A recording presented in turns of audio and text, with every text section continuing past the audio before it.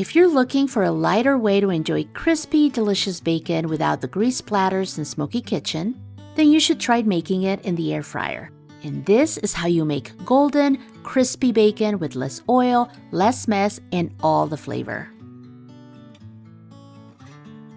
The first step is to line all of the bacon strips inside the air fryer basket.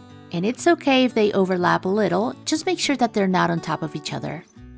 And if they're too long, you can easily cut them to size using kitchen scissors. Then you're going to air fry the bacon at 350 degrees. Now, if you have regular cut bacon, you're going to air fry it for 5 minutes. For thicker bacon, I recommend that you do it for 6 to 7 minutes. After 5 minutes, you're going to flip the bacon. This is to ensure that it comes out super crispy. And then you're going to cook it again at 350 degrees for another 5 minutes or until it's crispy. Once it's done, this is how your bacon is going to look. It's going to look golden brown and crispy. And then all you have to do is drain it on paper towels.